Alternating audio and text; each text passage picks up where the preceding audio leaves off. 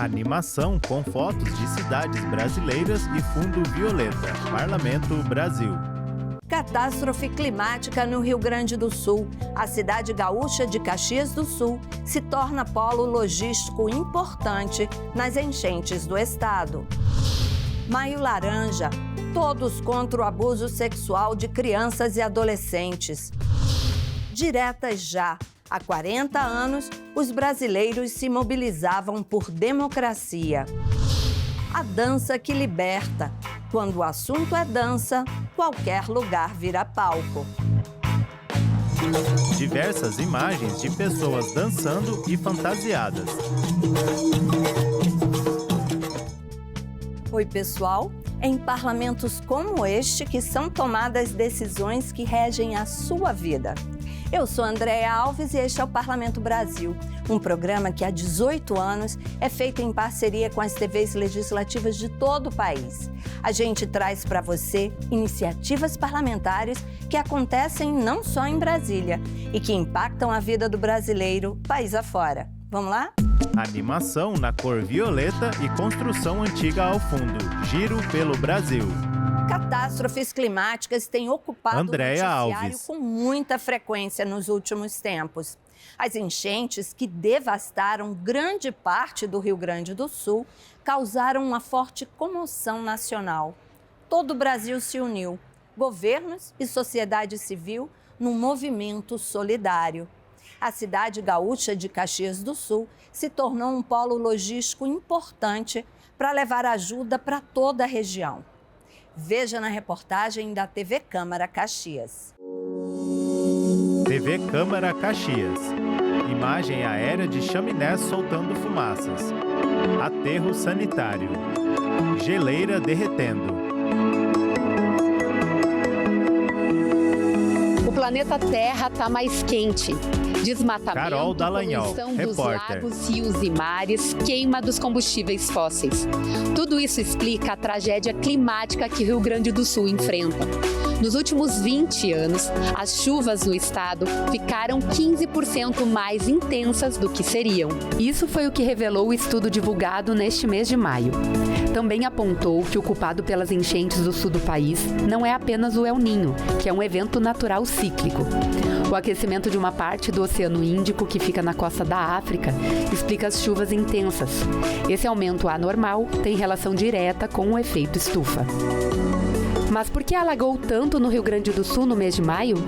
Porque o estado é banhado por 86 rios, lagos, além do mar e convive com montanhas. As chuvas mais intensas ocorreram na região de Nascentes, localizadas na Serra Gaúcha. Cidades que registraram 600 milímetros em apenas 10 dias. As bacias hidrográficas como Taquari, Caí e Sinos desagam no Guaíba, lago que inundou a capital gaúcha e que, consequentemente, encheu a Lagoa dos Patos. Como a vazão dessa água toda ocorre por um estreito percurso localizado na ponta do estado, região da cidade de Rio Grande, ela acaba desaguando no mar a passos lentos. Na grande enchente de Porto Alegre, em 1941, a água demorou mais de 30 dias para baixar. Cada região sofre com os impactos dessas chuvas. Regiões mais baixas convivem com os alagamentos, regiões mais altas com os deslizamentos. Os deslizamentos de terra são caracterizados pelo deslocamento de pedaços de solo, fragmentos de rocha ou outros detritos. Esse fenômeno ocorre principalmente em áreas de encosta de morros e serras e, na grande maioria, está atrelado à intervenção humana. As chuvas fortes e de longa duração encharcam o solo e causam o desprendimento de materiais. A principal atividade que acarreta esse fenômeno é o desmatamento de encostas, que gera a desestabilização da terra e a torna mais vulnerável. Outro fator são as construções em áreas em declive, que além de alterar a superfície, modificam as propriedades do solo. Com o forte crescimento populacional, as pessoas ocuparam os lugares onde estavam as matas nativas. Casas e prédios foram construídos em espaços sem nenhum tipo de planejamento urbano, como, por exemplo, nessa encosta, aqui no bairro de Galópolis, em Caxias do Sul, aonde no início do mês de maio, pelo menos 7 pessoas foram soterradas. 4 da mesma família acabaram morrendo. Outra consequência das enchentes e deslizamentos são os bloqueios de rodovias, que atingiram mais de 170 pontos, deixando ilhadas diversas regiões, complicando o escoamento da produção e o abastecimento de mercadorias, como alimentos, remédios e combustíveis. Apesar de não ocorrer desabastecimento geral, foram registradas restrições no fornecimento de gasolina e de comida de primeira necessidade nas gôndolas de diversos supermercados, além de dificultar a chegada de donativos e ajuda humanitária em diversas cidades da Serra Gaúcha, Vale do Taquari e na Grande Porto Alegre. Imagens de aeroporto, aviões e soldados do Exército.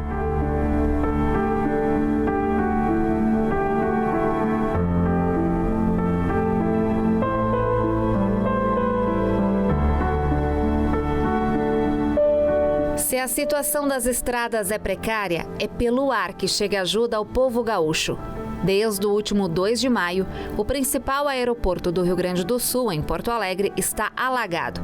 Não há previsão para a reabertura do terminal. Com isso, o governo federal criou um plano emergencial, colocando à disposição, no primeiro momento, 3 aeroportos de Santa Catarina, a base aérea de Canoas e outros 6 do Rio Grande do Sul para o recebimento de doações. Também estão sendo realocados voos comerciais que pousariam no Salgado Filho. Entre os 6 está o de Caxias do Sul, que foi o primeiro a receber voo humanitário com donativos de todo o Brasil. As doações chegam no aeroporto e são encaminhadas por meio do Exército Brasileiro às cidades necessitadas. Além disso, o Hugo Cantergiani também espaço para reabastecimento de aeronaves. O mesmo céu que trouxe muita chuva e tristeza para o Rio Grande do Sul é o que também traz solidariedade. Pessoas fazendo corrente para tirar os donativos de caminhões e colocá-los em um alojamento. E se o momento no estado é difícil, a solidariedade é o que traz esperança de tempos melhores. São incontáveis as doações que chegam a Caxias do Sul e daqui são distribuídas para todo o estado. O Seminário Aparecida recebe doações desde o início de maio e conta com centenas de voluntários que trabalham diariamente na triagem, separação e destinação dos donativos. Outro ponto que centraliza os donativos Marcelo é a base de Gregori, da Cruz Vermelha repórter. Brasileira, administrada pela Defesa Civil em parceria com o governo do estado.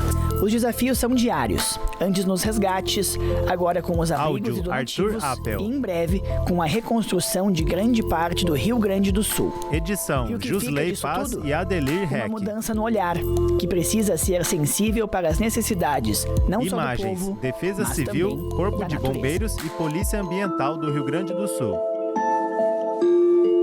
A tela exibe uma casa destruída embaixo de chuva.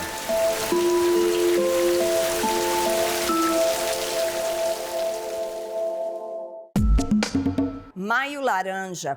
Todos contra o abuso e a exploração sexual de crianças e adolescentes.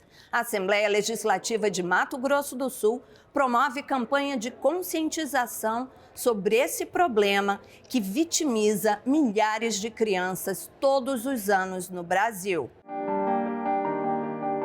Maio Laranja é um mês de conscientização e combate ao abuso e à exploração sexual infantil no Brasil. Desde 2017, a Lei 5.118 impulsiona iniciativas na Assembleia Legislativa de Mato Grosso do Sul, visando conscientização, prevenção e orientação contra o abuso e exploração de crianças e adolescentes. Reportagem Ana Paula Em 18 de Jimenez. maio, celebramos o Dia Nacional de Combate ao Abuso e à Exploração Sexual de Crianças e Adolescentes. Libras, O Cláudio movimento Vasquez. busca dar visibilidade a esse tema, pois a cada hora, 3 crianças são abusadas no Brasil. Cerca de 51% delas têm entre 1 e 5 anos de idade. Infelizmente, muitos casos não são denunciados e os números reais podem ser ainda maiores. Mato Grosso do Sul ocupa hoje o 5º lugar no ranking brasileiro, quando falamos de abuso sexual contra crianças. A importância que a gente Viviane dá no Vaz, respeito psicanalista, ao corpo, Projeto já é uma Nova. forma de prevenir. Além disso, nós precisamos estar sempre conversando com os filhos acerca do cuidado com pessoas que vêm conversar com eles, situações, toques indesejados.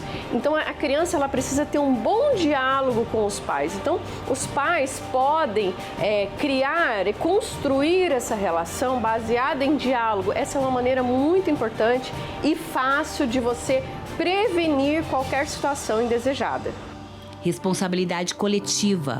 A luta contra o abuso sexual infantil Kleber Nogueira. é de todos nós. São nossas crianças, nosso futuro. Precisamos discutir, provocar conversas e agir para protegê-las.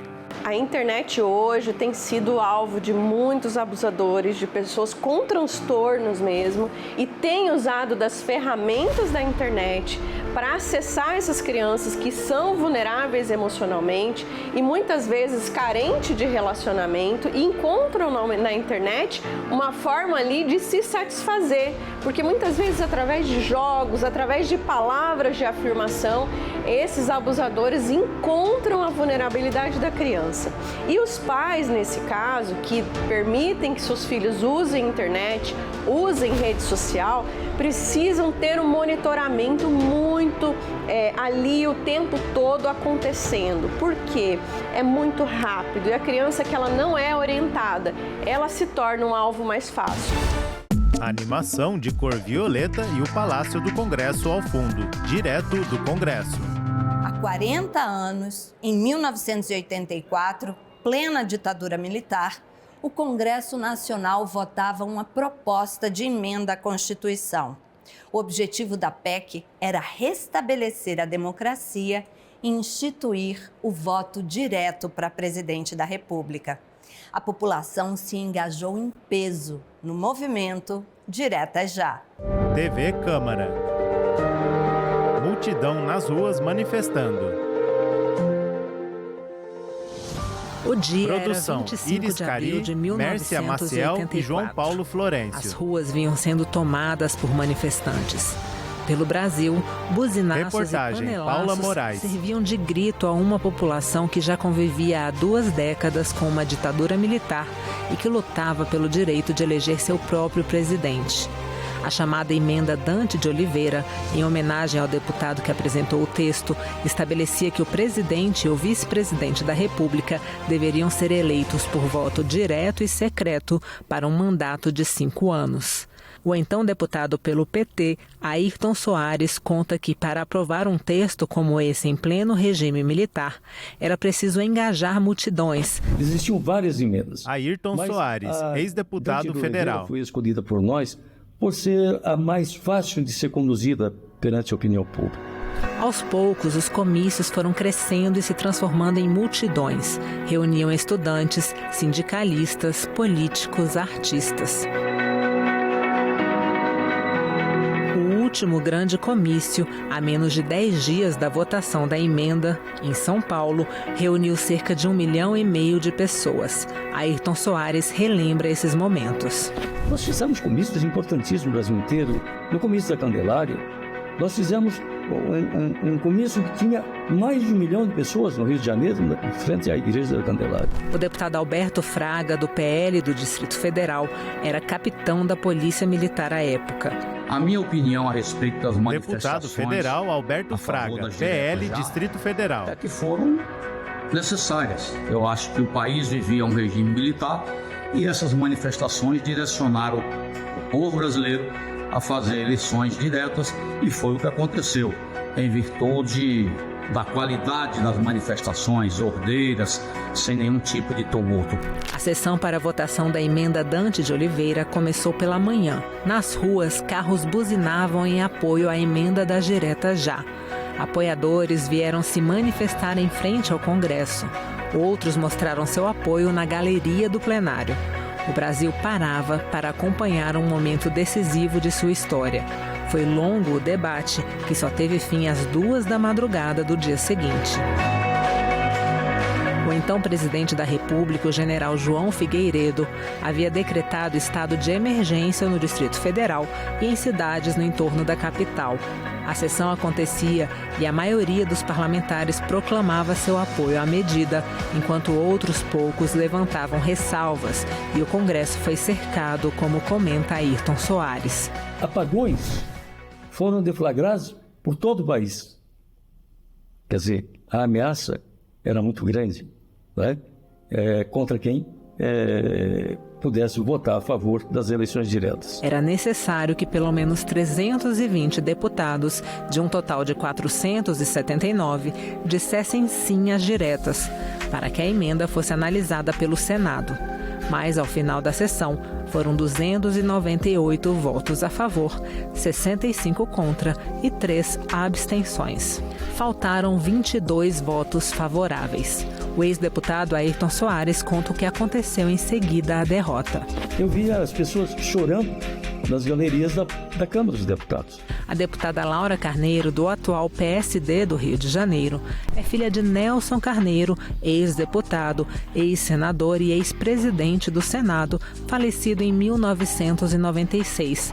Na época das diretas, ela tinha 21 anos. Eu me lembro papai organizando aqui. Deputada federal Laura Carneiro, PSD Rio de Janeiro. Ele, Tancredo, Franco Montoro, Brizola, Lula, enfim, as lideranças da época, né, de diversos partidos que defendiam a democracia. E a gente perdeu, né, por muito poucos votos, mas também foi uma pressão gigantesca nos deputados. O deputado Coronel Meira, do PL de Pernambuco, era tenente da Polícia Militar à época. Como militar, deputado federal Coronel Meira, PL Pernambuco. Na segurança de todo o povo pernambucano, acompanhamos de perto e torcemos pela direta já. Como militar, eu não tinha partido, não poderia ter partido e não falava quase em política.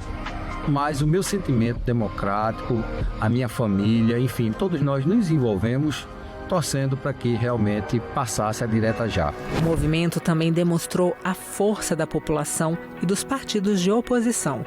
Parte dos apoiadores do movimento Direta Já defendeu um nome alternativo ao candidato apoiado pela ditadura na eleição de 1985. Tancredo Neves saiu vencedor contra o candidato do regime militar, Paulo Maluf. A eleição foi indireta, mas a chapa Tancredo José Sarney obteve muito apoio popular. Tancredo não chegou a governar. Morreu em 21 de abril de 1985, depois de passar por 7 cirurgias. Sarney, que já atuava interinamente, tomou posse em definitivo. O voto direto finalmente veio com a Constituição de 1988 e pôde ser concretizado no pleito que elegeu Fernando Collor presidente do Brasil em 1989. Pessoas comemorando. E agora, 40 anos depois da emenda que tentou redemocratizar o país, qual o estado da democracia brasileira? Para o professor de filosofia Renato Nogueira, o Brasil tem certa dificuldade em lidar com a democracia. A história do Brasil... Renato Nogueira, professor de filosofia, UFRJ. O autoritarismo, de alguma maneira, a gestão autoritária do poder, ela está na estrutura, na coluna cervical da sociedade brasileira. A deputada Carol D'Artora, do PT do Paraná, é historiadora e professora.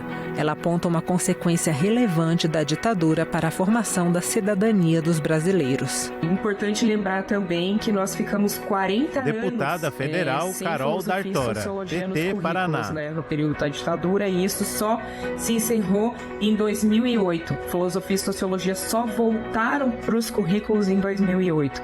Então... a possibilidade da gente pensar criticamente, refletir sobre o que foi a ditadura através dos instrumentos que são essas duas disciplinas tão importantes, não estavam disponíveis, né, na formação básica brasileira. Diversas imagens de pessoas comemorando em manifestações. Animação com estátua do profeta Isaías de Aleijadinho em Congonhas, Minas Gerais. Vitrine. A dança liberta. Você vai ver agora a história de 2 jovens maranhenses e seu amor pela dança. TV Assembleia Maranhão.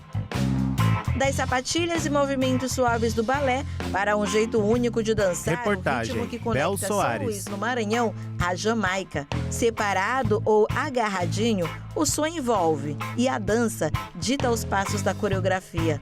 No único museu temático do reggae fora da Jamaica, um templo onde os amantes desse ritmo voltam às décadas de 1980 ou 90, embalados pelos paredões das radiolas, tudo é um convite à dança, em um grupo muito bem coreografado e sincronizado. Em São Luís, quando o assunto é dança, qualquer lugar é palco, inclusive para espetáculo solitário, sem conhecer os limites impostos pelas circunstâncias e quase sem plateia. Quase, porque a dança da Maria de Jesus, em pleno centro histórico, não passou despercebida. Ainda criança, por conta da poliomielite, perdeu os movimentos das pernas, mas não o prazer, a felicidade e a alegria de dançar. Esse vídeo assim, foi realmente bem inusitado, porque eu não estava vendo, foi uma coisa assim, bem espontânea, eu estava esperando o Uber. E aí a DJ Sol estava nesse evento e tocou esse reggae e aí eu não Maria resisti, de Jesus, né? auxiliar administrativa. O pai dela gravou e depois ela postou e tá aí esse sucesso todo. E assim, eu tô muito feliz porque eu recebi muitas mensagens, como eu tô te falando, muita mensagem falando que eu tô sendo exemplo. E que exemplo, hein? Aqui claramente a mensagem é a de que a dança é libertadora. E para quem tem uma cultura para chamar de sua, como o Maranhão, a dança é também identidade. No cacuriá, tambor de crioula, bumba meu boi. Pessoas fantasiadas e dançando.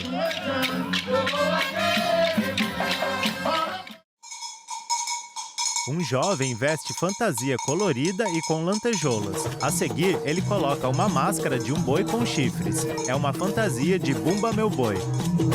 Essa identidade faz qualquer um de nós ir longe, para Harvard, quem sabe.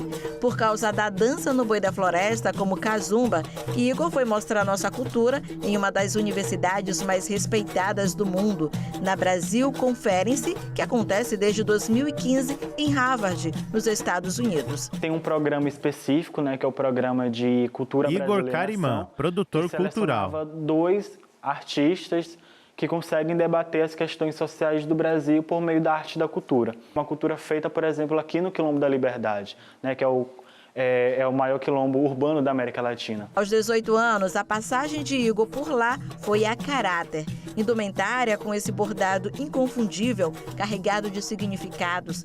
Máscara do Kazumba, devidamente encaixada. Chocalho à mão, com suas fitas de cetim. Então a gente consegue levar na bagagem muita coisa, levar esse conhecimento ancestral, esse conhecimento que é feito aqui no Quilombo da Liberdade, mas, por exemplo, trazer na bagagem esse conhecimento das rodas de conversa, né, de, por exemplo, esses bate-papo que a gente tem nos corredores. Então, artistas renomados como a Regina Casé, o Jorge Aragão viram a performance, o Xamã, a Carol Conká, são pessoas que viram a performance e ficaram admirados depois, né? Depois falaram comigo, falei, cara, que legal a cultura do teu estado. E é isso, né? As pessoas às vezes não sabem, mas, tipo, quando vêm, ficam apaixonadas. Já em chão brasileiro, cercado pela religiosidade das imagens de São João, São Benedito, abençoadoras do altar e da ancestralidade na foto de mestre Apolônio, em um terreiro vazio, mas ainda assim cheio de musicalidade e história, Igor se veste no personagem. Os pés parecem deslizar, se enche da energia e mágica que vem da nossa própria história. É a entrega, a reverência. É a dança. Igor dança com sua fantasia para a câmera. A fantasia tem as cores verde, amarelo, vermelho e lantejoulas coloridas. É incrível como a gente vai longe quando faz o que gosta, não é mesmo? Olha, a gente deixa vocês agora com os visitantes do Congresso Nacional.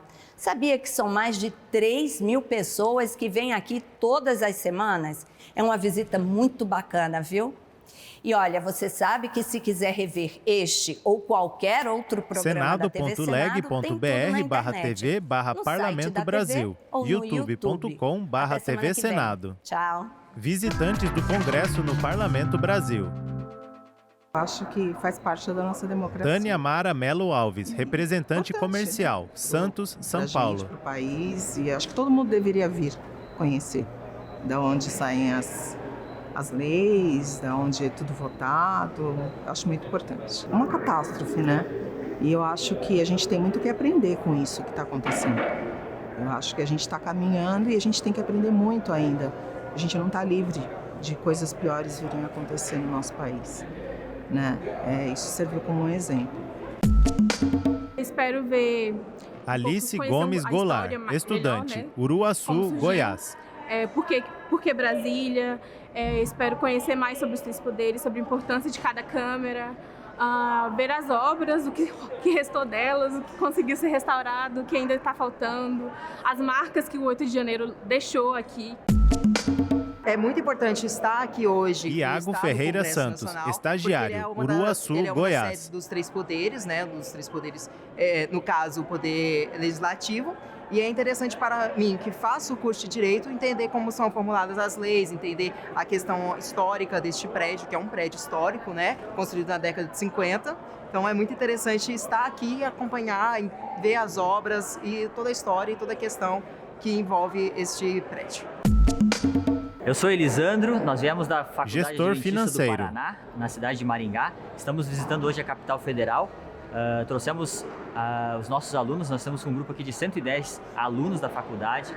Viemos aqui para visitar e entender um pouquinho mais, nos aprofundar um pouquinho mais na questão da política do nosso país. Nós acreditamos que o nosso país pode ser melhor e essa melhora passa sim pela política, pelos líderes políticos que nós temos aqui, que o povo é que escolhe.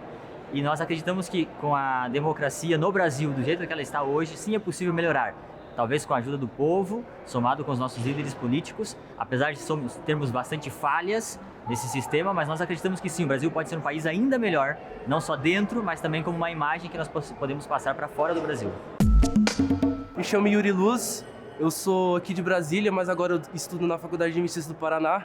É sempre bom voltar pro meu quadradinho, porque essa cidade tem algo de especial que só quem é daqui sabe. É bom estar de volta e conhecer como as coisas realmente funcionam, porque tudo no nosso país agora está envolvido na política e a gente que é jovem, a gente tem um papel fundamental para a gente dizer às pessoas que a gente deve sim notar para a política e não apenas militar por coisas que a gente realmente não conhece. Então é sempre bom vir aqui e saber como as coisas realmente funcionam. Eu sou o Felipe Carlos, sou estudante, sou de Hortolândia, São Paulo, e estou aqui em Brasília para ver mais sobre meu país, que é um país que eu amo, um país que eu nasci, né? Ver como tudo funciona, porque eu sou realmente fascinado, gosto muito de ver meu país indo para frente. Então vim aqui só para ver como que funciona, para ter mais experiência e ter mais conhecimento sobre o país que eu amo. Os créditos entram em tela. Enquanto isso, ao fundo, é exibido o plenário do Senado. TV Senado 2024. Senado 200 anos.